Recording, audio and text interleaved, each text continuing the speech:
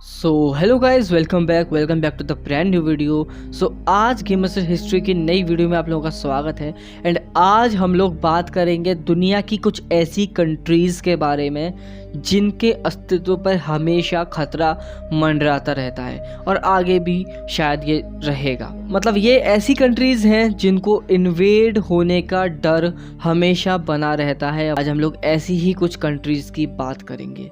So guys, अगर आपको इस तरीके की और वीडियोस चाहिए तो कमेंट करके मुझे ज़रूर बताना। इसी के साथ गेमरसेट हिस्ट्री चैनल को सब्सक्राइब भी कर लेना, क्योंकि इस टाइप की सारी वीडियोस इस ही चैनल पर आएंगी। तो इस लिस्ट में नंबर 1 जिस कंट्री का नाम आता है वो है यूक्रेन।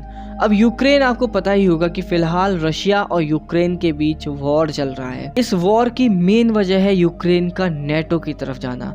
फिलहाल हम बात करते हैं यूक्रेन की। यूक्रेन और जो रशिया है इनके रिश्ते शुरू से ही काफ़ी ज़्यादा अच्छे नहीं रहे हैं। जो यूएसएसआर से अलग होके जो 15 देश बने थे उन्हीं में से एक यूक्रेन है। इस देश पे यानी यूक्रेन पे रशियन इन्वेजन का खतरा हमेशा बना रहता है। एक्चुअली ऐसा पहली बार नहीं हुआ है, इससे पहले भी रशिया ने यूक्रेन के एक हिस्से पे यानी क्रीमिया पे कब्जा कर लिया है एंड अब वो रशिया का पार्ट है।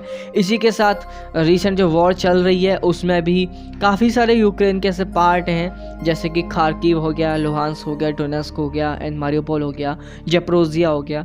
ये ऑलरेडी अब जो है रशियन कंट्रोल में आ चुके हैं, यानी रशिया ने इन्वेड कर दिया है। इसी तरीके से जो ऑल ओवर यूक्रेन है उस पर हमेशा का ये खतरा बना रहता है रशियन इन्वेजन का। सो गाइज, इस लिस्ट में दूसरा नाम आता है इजराइल का।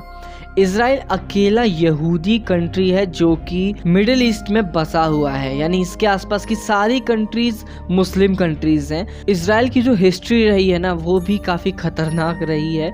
1948 अरब इजराइल वॉर में अरब की ऑलमोस्ट सारी कंट्रीज़ ने इजराइल के अगेंस्ट वॉर कर दी थी, जिसमें इजराइल जीत गया था। मतलब इजराइल ने लड़ाई लड़ी और काफ़ी सारे जो इन कंट्रीज़ का यानी लेबनान का, जॉर्डन का जो हिस्सा था इन पर भी इजराइल ने कब्जा किया। इन देशों का खतरा इजराइल को हमेशा रहता है, इसीलिए इजराइल का जो एयर डिफेंस सिस्टम है वो दुनिया का सबसे मजबूत एयर डिफेंस सिस्टम में से एक है। दोस्तों, इजराइल के बाद इस लिस्ट में अगला नंबर जिस देश का आता है वो है ताइवान। ताइवान एक ऐसा देश है जिसमें चाइनीज इन्वेजन का खतरा हमेशा बना रहता है। हाल ही में आपने सुना होगा कि अमेरिका की एक नेता नैन्सी पेलोसी अपने ताइवान के दौरे पे गई। चाइना पूरी तरीके से बौखला गया एंड ये टाइम ऐसा था जब सबसे ज़्यादा खतरा था चाइना के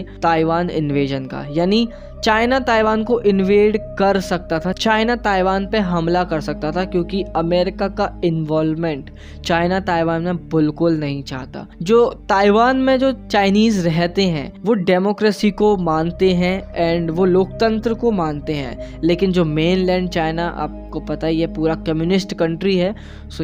यही इनमें डिफरेंसेस हैं। सो गाइस, चाइना के ना एक वॉर कैलेंडर करके एक कैलेंडर है जिसमें चाइना ने ये लिख रखा है कि आने वाले 10 सालों में चाइना अपने किन पड़ोसी देशों के साथ युद्ध करेगा। उसमें भारत का भी नाम है, लेकिन उसमें सबसे बड़ा नाम है ताइवान का। 2025 तक चाइना का प्लान है पूरे ताइवान को इन्वेड करने का, यानी कब्जा लेने का। ताइवान पर तो अगले कुछ ही सालों में इन्वेजन का खतरा बहुत ज्यादा है। अगला नंबर जिस देश का इस लिस्ट में आता है वो है एक और चाइनीज नेबर, साउथ कोरिया। जी हाँ, अब साउथ कोरिया का मैप अगर आप लोग देखोगे तो आपको समझ में आ जाएगा साउथ कोरिया को खतरा किस देश से है। साउथ कोरिया को खतरा है अपने ही पड़ोसी देश। नॉर्थ कोरिया और साउथ कोरिया का जो इतिहास है वो भी काफी ज्यादा खतरनाक रहा है। इन दोनों में भी काफी युद्ध हुए हैं। नॉर्थ कोरिया का इतिहास तो आप लोग जानते ही हैं, डिक्टेटर्स का राज इस देश में हमेशा से रहा है और रिसेंटली नॉर्थ कोरिया ने प्योंगयांग में किम जोंग उन, जो कि दुनिया का सबसे खतरनाक तानाशाह है, उसका राज है। एंड किम जोंग उन हमेशा हर वक्त साउथ कोरिया को धमकाते रहता है, साउथ कोरिया के आसपास मिसाइल फायर करते रहता है। अभी की बात है, रिसेंटली 17 मिसाइल एक साथ साउथ कोरिया की तरफ नॉर्थ कोरिया ने दागी हैं, जिसमें से एक तो एक्चुअली साउथ कोरिया के अंदर गई है।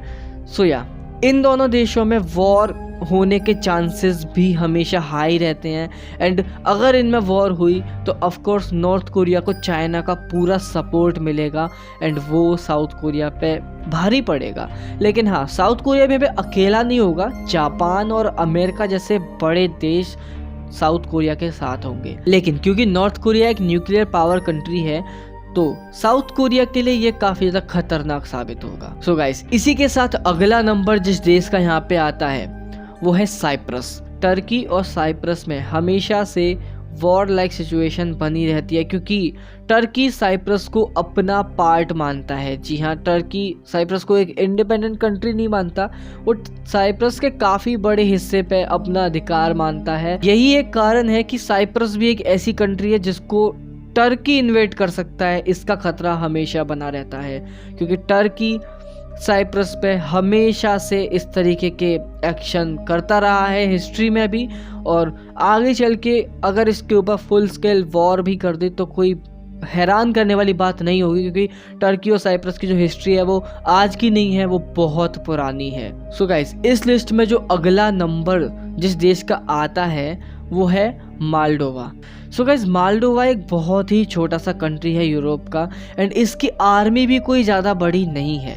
हालांकि इसके इन्वेजन का खतरा अभी तो बिल्कुल भी नहीं है, लेकिन मालडोवा पे हमेशा से रशिया की नज़र रही है क्योंकि एक ऐसी कंट्री है जहां से डायरेक्ट पूरे यूरोप पे रशिया का कंट्रोल और भी ज़्यादा मजबूत हो जाएगा। ये चीज़ जब ही पॉसिबल है जब रशिया पूरी तरीके से यूक्रेन को अपने कंट्रोल में ले ले। अमेरिकन रिपोर्ट्स के मुताबिक अगर यूक्रेन वॉर में रशिया जीत जाता है एंड रशिया यूक्रेन पर अपना कंट्रोल कर ले, यानी रशिया यूक्रेन को इन्वेड कर लेता है, तो उसका जो नेक्स्ट टारगेट होगा वो होगा मालडोवा। जी हाँ, क्योंकि ये सबसे आसान देश होगा जिसको रशिया एक्चुअली इन्वेड कर पाएगा। सो गाइज, ये थे वो कंट्रीज जिन पर हमेशा से अपने पड़ोसी द्वारा इन्वेजन का यानी कब्जाने का खतरा बना रहता है। आपको क्या लगता है इनमें से कौन सी कंट्री सबसे ज़्यादा खतरे में है? कमेंट में ज़रूर बताना। एंड ये वीडियो सिर्फ नॉलेज पर्पस के लिए है। सो या आई होप आपको वीडियो पसंद आई हो। वीडियो पसंद है तो लाइक करना, चैनल को सब्सक्राइब कर लेना इस तरीके की और वीडियो के लिए। तब तक के लिए बाय, थैंक्स फॉर वॉचिंग।